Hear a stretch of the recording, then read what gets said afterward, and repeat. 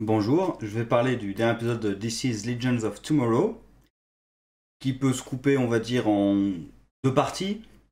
La partie avec Dark, Steel et Wally et la petite fille de Vixen. Et l'autre partie, c'est l'enquête sur Ava, qui est réellement Ava, qu'est-ce qui lui est arrivé, etc. Avec Sarah, Ray Palmer et l'agent Gary. Et oui, à côté, il y a un tout petit truc aussi, c'est encore Mick qui sert à faire du comic relief avec l'entraînement pour maîtriser son totem. Bon, par moment, il m'a fait décocher un sourire, mais pas plus, hein, franchement.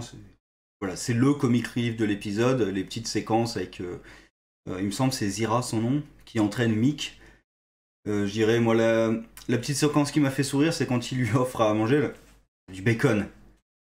Alors, t'es juive? D'accord.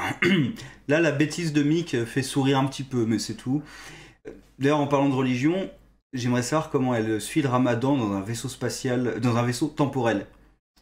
Puisque j'y connais pas grand chose, mais il y a un calendrier quand même. Et puis, ça correspond aux heures de la journée. Donc, comment dire, il se repère à partir de quelle heure, quel calendrier. Comment ça marche dans un vaisseau temporel. Alors, j'imagine qu'ils ont leur propre horloge interne, parce que pour se repérer, pour savoir quand c'est le matin ou pas, je vois pas comment ils pourraient faire autrement. Mais bon, voilà, c'est un petit point de détail qui m'a posé question quand même. Comment ils font pour se repérer dans le temps dans un vaisseau spatial temporel? Voilà. Mais sinon, ça n'a aucun intérêt dans l'épisode. C'est là pour faire du comic relief. Ça fait même pas du développement de personnage ou quoi que ce soit. C'est hop. Ensuite, la partie Wally et Steel. Il démontre encore une. Enfin, cet épisode démontre encore une fois que il marche pas en équipe en fait. C'est une équipe qui ne marche pas en équipe.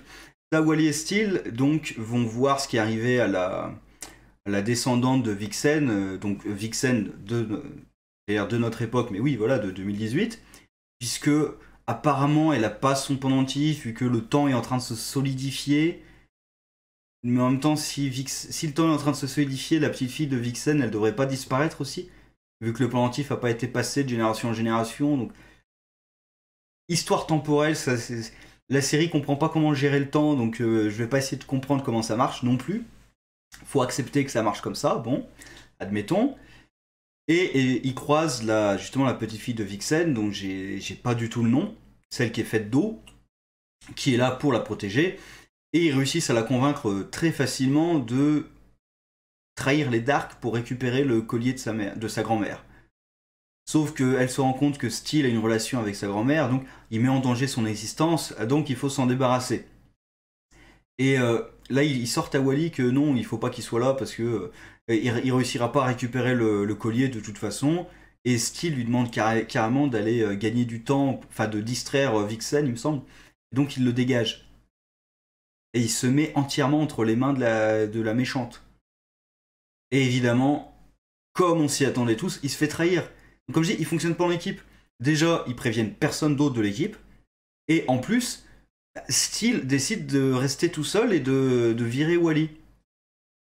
Et il est complètement débile. Et du coup, il y a eu une espèce de blague avec Damien Dark qui il fait semblant de torturer Steel parce qu'il discute avec lui, parce que sa fille est en train d'être possédée par le démon. Il se rend compte quand même que c'est pas si bien que ça. Ça pourrait être intéressant justement de voir Dark qui regrette un peu ce qu'il est en train de faire parce qu'il voit sa fille en souffrir. Mais ça tourne plus en blague qu'autre chose, donc c'est un peu dommage. Et après, le groupe arrive pour essayer de sauver Steel. Et évidemment, la méchante finalement change de camp, mais elle va se faire tuer et l'autre récupère son pendentif. Qui, pour moi, franchement, n'a aucun point en fait. On la connaît à peine cette fille. Et même Vixen, elle sait que c'est sa petite fille, mais elle la connaît quasiment pas. Elle a eu une scène où vraiment elles ont discuté ensemble quand elles étaient dans le vaisseau.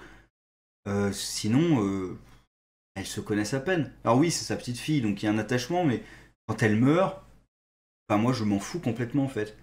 Et j'ai du mal à ressentir, même chez Vixen, j'ai du mal à ressentir quoi que ce soit. À la fin de l'épisode, elle part folle de rage, je vais sauver ma famille. Enfin, folle de rage, en théorie, parce que j'arrive pas trop à le voir. Et j'adore moi le vaisseau, parce qu'elle dit personne pourra m'arrêter. Bah, il suffit que le vaisseau te dise non et c'est bon, c'est fini. Il suffit qu'il y a du vaisseau dise non.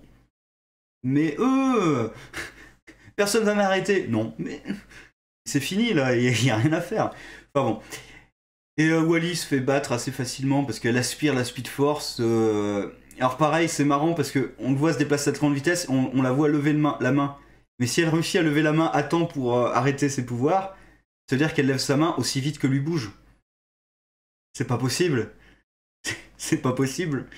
Bah, c'est pas grave, faut accepter le fait que oui, elle a les pouvoirs magiques qui ont un effet sur la Speed Force, moi ça me gêne pas, et justement ça permet de rééquilibrer un peu les pouvoirs parce que sinon, bah oui, Wally, il prend le collier, c'est fini. Je veux dire, il aurait pu prendre le collier quand il est venu sauver Rey à l'époque du mur de Berlin. Il aurait pu récupérer le collier si on l'avait prévenu, et ça serait déjà réglé. Ils auraient quasiment tous les totems. Je sais même pas combien, si, il leur manquerait un ou pas. Non, ils auraient tous les totems, il me semble. Donc ça serait réglé.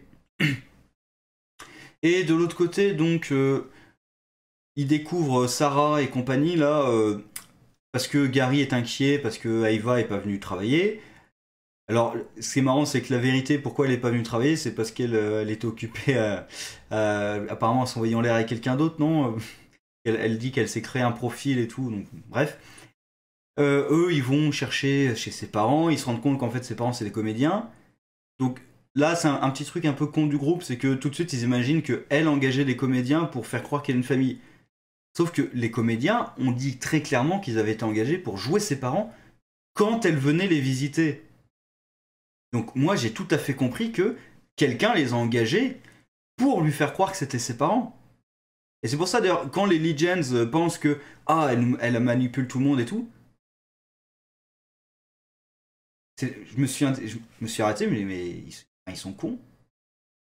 Enfin c'est pas du tout ce que j'avais compris.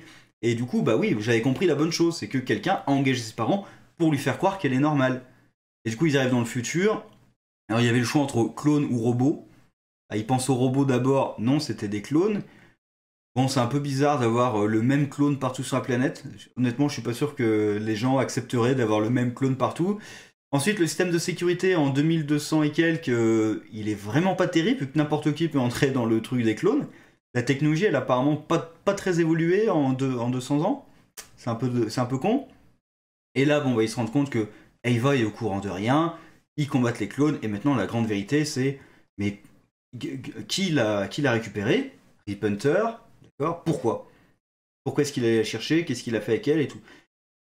Et au final, ben, dans l'épisode, on apprend un petit peu des trucs sur Ava, mais en même temps, moi, je m'en fous un petit peu au final. Et l'avancée du scénario, bah, pas tellement, quoi. Je pense que c'est plutôt l'épisode suivant qui va faire bouger les choses, vu que Vixen est retourné dans le temps pour essayer de sauver sa famille. Je pense que c'est plutôt cet épisode-là qui va faire bouger les choses, parce que celui-là, oui, enfin, elle récupère un totem, il lui récupère un totem aussi, donc finalement, c'est un peu, ça fait un peu match nul. Et une des méchantes est morte.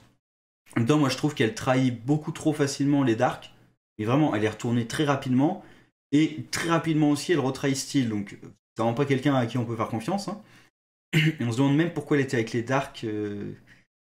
On comprend pas trop ses allégeances au final. Quel est vraiment son objectif? Protéger sa famille en volant le totem? Je comprends pas trop ses objectifs à elle. Et que fait-elle réellement avec les Dark? Bon, ben, on verra comment se clôture l'histoire, parce que là, il doit rester 2 ou 3 épisodes avant que ce soit fini. Bon, moi, ça me motive pas des masses cet épisode, mais bon. Sur ce, au revoir.